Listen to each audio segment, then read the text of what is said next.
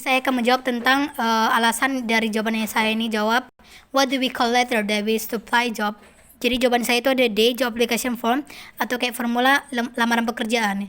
Kenapa? Kalau di job application form itu kayak berisi tentang informasi pribadi kita, seperti kayak nama kita, nomor kontak kita, atau alamat email kita, dan juga alasan kita kenapa ingin melamar pekerjaan yang akan kita pekerjakan gitu. Nomor 2 itu what do we call something that contains our personal info and background education. Nah, kan nomor 2 artinya itu kayak apa yang kita sebut sesuatu yang berisi info pribadi dan latar belakang pendidikan kita. Nah, jadi itu jawabannya A, resumes. Karena resumes itu adalah informasi pribadi dan latar belakang pendidikan di mana supaya dapat berisikan informasi yang akan menarik perhatian pembaca sehingga perekrut dapat mempertimbangkan kita untuk melaporkan posisi yang diinginkan gitu. Nomor 3 itu adalah what do we call the first section in cover letter. Jadi jawabannya itu adalah header A. Kenapa?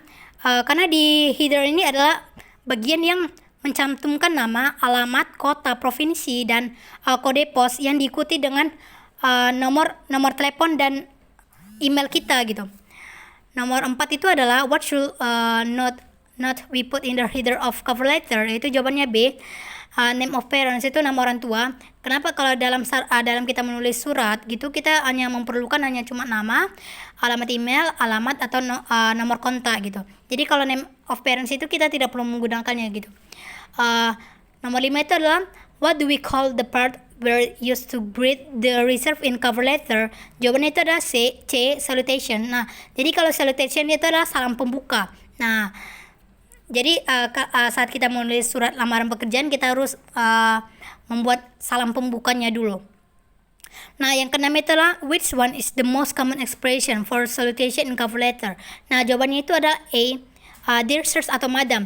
Nah, pada saat kita menulis surat lamaran kan di situ ada salam pembuka. Jadi kita kalau kita mengetahui siapa pembuat suratnya itu, misalnya gini, Dear Miss Priscilia gitu. Kalau kita misal pun tidak mengetahui siapa yang ingin melamarkannya itu, orang yang melamarnya, kita nggak perlu taruh namanya. Tapi kita bisa juga naruh misal Dear Mr. atau MS gitu kan.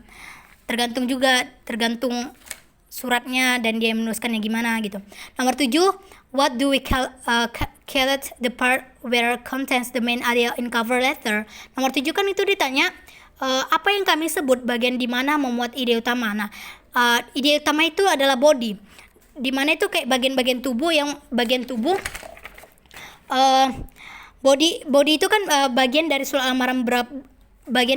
lamaran, di mana beberapa poin yang harus ada, yaitu posisi yang dilamar, jelaskan mengenai kualifikasinya, keahliannya atau skill, dan pencapaian yang pernah dan alasan mereka harus memilih maksudnya memilih pekerjaannya itu gitu.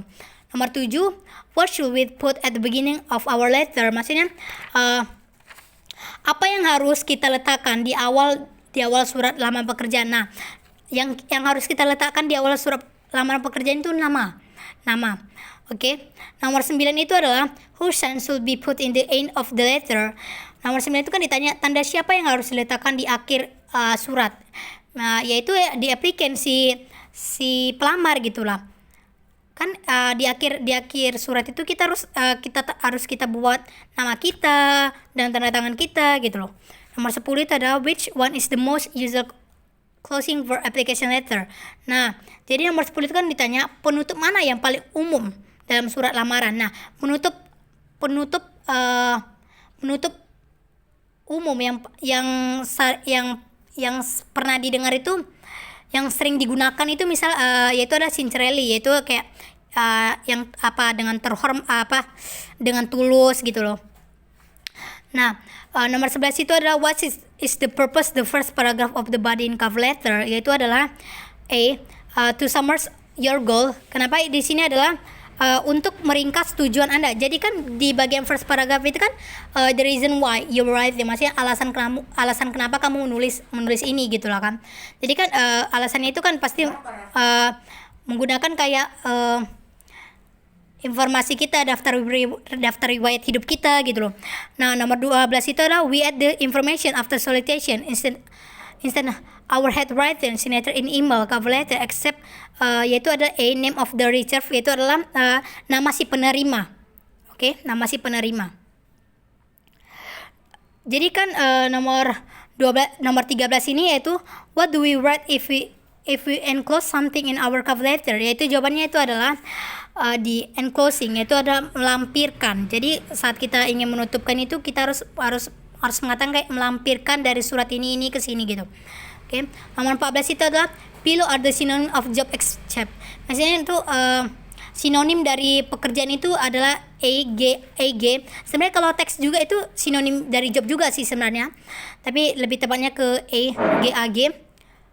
Nomor 15 itu adalah what should we avoid when writing a cover letter, yaitu ada apa yang harus kita kayak avoid itu kayak menghindari lah saat kita menulisnya itu. Pada saat itu adalah menghindari pada saat kita menulisnya itu adalah di use contract from such as I am, yaitu adalah gunakan formulir dengan kata seperti saya gitu loh. Nomor 16 itu what does CV stands, maksudnya apa kepanjangan dari CV? Ya, jadi kepanjangan dari CV adalah curriculum vitae. Oke.